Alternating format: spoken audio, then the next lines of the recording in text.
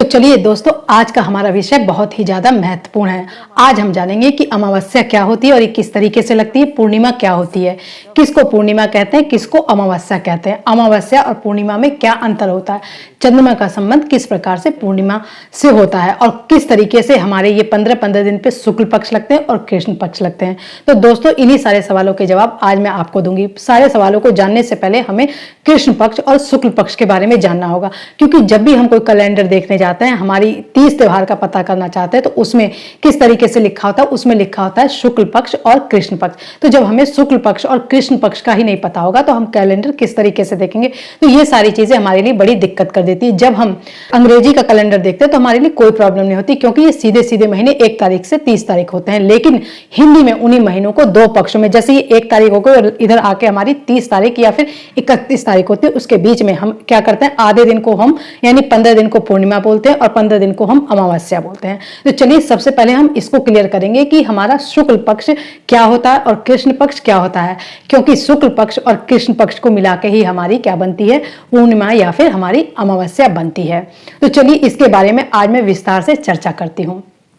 नमस्कार दोस्तों, मैं हूं आपकी अपनी दोस्त सरिता और अपने चैनल सुख की सरिता में आपका स्वागत करती हूं। यदि ये वीडियो आपको मेरी थोड़ी सी भी हेल्पफुल लगी हो तो मेरे चैनल सुख की सरिता को सब्सक्राइब करिए और सब्सक्राइब करते समय ऑल के बटन को जरूर प्रेस करिए और शेयर भी करिए ताकि ये दूसरों को भी काम आए। मुझे उम्मीद है कि इस वीडियो से मेरी बहनों को काफी ज्यादा लाभ होगा। तो चलिए हम सबसे पहला क्वेश्चन लेते हैं कि शुक्ल पक्ष क्या होता है और कृष्ण पक्ष क्या होता है। चलिए मैं आपको बताती हूँ। अमावस्या और पूर्णिमा दोनों का अलग महत्व होता है, दोनों हिंदू कैलेंडर के अलग अलग पक्ष से जुड़े हैं। इसका मतलब यह है कि हमारा एक कृष्ण पक्ष है, एक शुक्ल पक्ष है।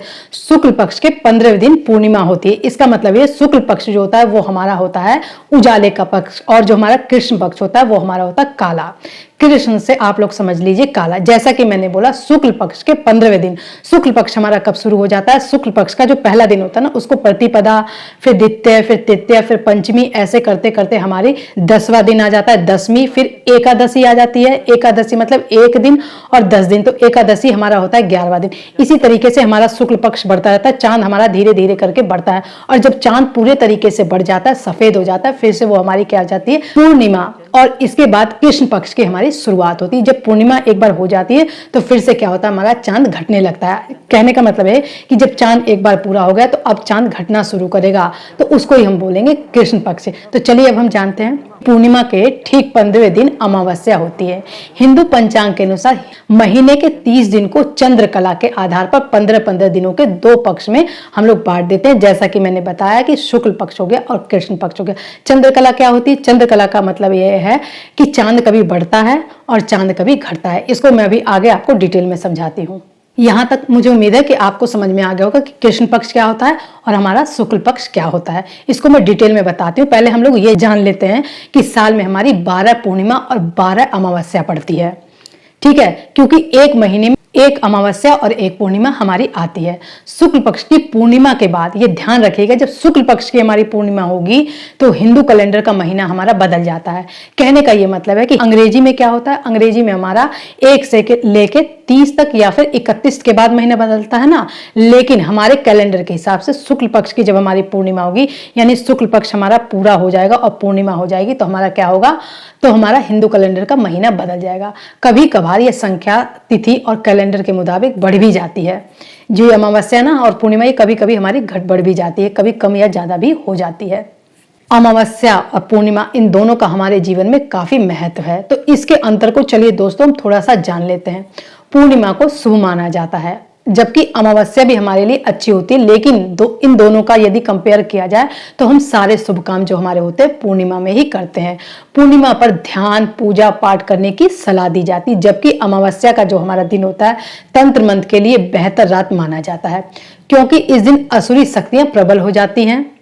इस दौरान तांत्रिक क्रियाएं भी करते हैं। पितरों की पूजा के लिए इसी वजह से अमावस्या को उत्तम माना गया है। तो मुझे उम्मीद है कि यहाँ तक आपको समझ में आ गया होगा। देखिए, इसको थोड़ा ध्यान से समझिए। जब पूर्णिमा में चंद्रमा का हमारा उदय हो जाता है, यानी चंद्रमा हमारा पूरा हो जाता है, तो अमावस्या में हमारा ये अस्त हो जाता है। पूर्णिमा जब हमारी होती है तो चांद हमारा पूरा बड़ा हो जाता है, और इसी तरीके से जब हमारी अमावस्या आ जाती है तो चांद हमारा बिल्कुल काला हो जाता है, यानी इस दिन चांद दिखाई नहीं देता है।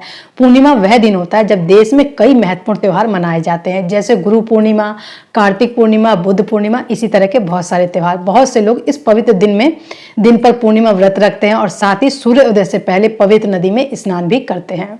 तो चलिए दोस्तों, अब हम अपना अगला क्वेश्चन जानते हैं कि पूर्णिमा और चंद्रमा का क्या संबंध है। किसी भी कार्य, व्यवसाय आदि को शुरू करने के लिए पूर्णिमा के दिन को बहुत ही शुभ माना जाता है। शुक्ल पक्ष में पूर्णिमा होती है जो शुभ कार्य और उपासना के लिए काफी उत्तम मानी जाती है। दूसरी तरफ कृष्ण पक्ष, जिसे काला पक्ष भी कहते हैं, और किसी भी शुभ कार्य को करने के लिए हमें उससे बचने की सलाह दी जाती है। चंद्र को मन का देवता माना गया है। शास्त्रों के मुताबिक चंद्रमा को मन का मालिक माना जाता है जो उसे नियंत्रित करता है। अमावस्या के दिन चंद्रमा हमारा दिखाई नहीं देता है और पूर्णिमा के दिन चंद्रमा हमारा पूरी तरीके से दिखाई देता है। कृष्ण पक्ष यानी काला पक्ष, काले पक्ष में हमारा क्या होता है, अंधेरा बढ़ना शुरू होता है। जब अंधेरा पूरी तरीके से बढ़ जाता है तो उसी को हम लोग बोलते हैं अमावस्या। और फिर धीरे धीरे अमावस्या के बाद फिर से हमारा क्या होता है कि शुक्ल पक्ष जो हमारा होता है, उजाले वाला शुक्ल पक्ष हमारा फिर से शुरू हो जाता है और चांद फिर से धीरे धीरे बढ़ना शुरू करेगा। जिस दिन चांद पूरा बढ़ जाएगा वो हमारा होता है पूर्णिमा। इतना आपको क्लियर हो गया ना कि अमावस्या और पूर्णिमा किस तरीके से बनते हैं। कुछ चीजों के बारे में हम लोग फिर से चर्चा करते हैं। अमावस्या तिथि को व्यक्ति को बुरे कर्म और नकारात्मक विचारों से भी दूर रहना चाहिए। जैसे कि मैंने बताया कि पूर्णिमा में हमारे सारे शुभ काम होते हैं और अमावस्या में देखिए किस तरीके से कार्य होते हैं। इसमें ये पितरों का ही टाइम माना जाता है। क्या होगा, अमावस्या के दिन कोई भी नया काम नहीं शुरू करना चाहिए।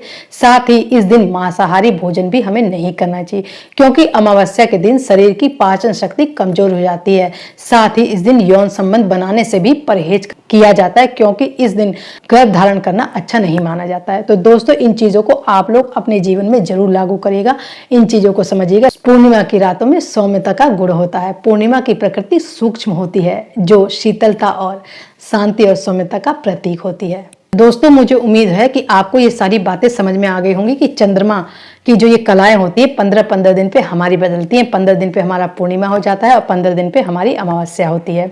तो पूर्णिमा में हमारा पूरा चांद हो जाता है और अमावस्या में चांद हमारा बिल्कुल काला आ जाता है।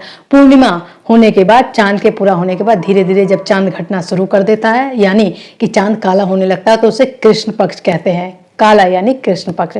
और जब चांद फिर से पूरा काला हो जाता है 15 दिनों में, उसके बाद से फिर से जब चांद बढ़ने लगता है तो इसे बोलते हैं हमारा शुक्ल पक्ष। सारे शुभ कार्य हम लोग शुक्ल पक्ष में ही करते हैं। यदि हमें कोई व्रत उठाना है या कोई भी मांगलिक कार्य करना है तो ये सारे कार्यक्रम हम लोग शुक्ल पक्ष से ही शुरू करते हैं, क्योंकि इसको शुभ माना जाता है।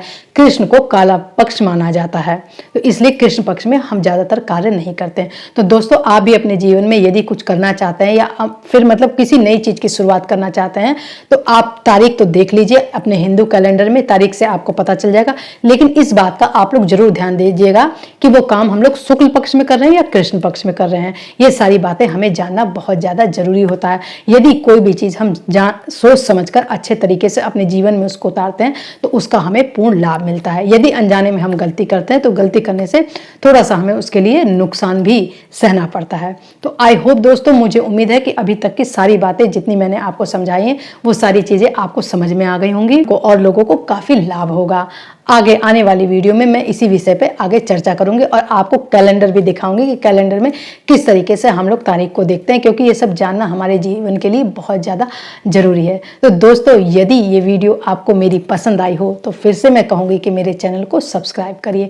अब मैं मिलूंगी आपसे अगली वीडियो में। तब तक के लिए आप लोग भी हंसते मुस्कुराते और खूब खुश रहिए। तब तक के लिए धन्यवाद दोस्तों।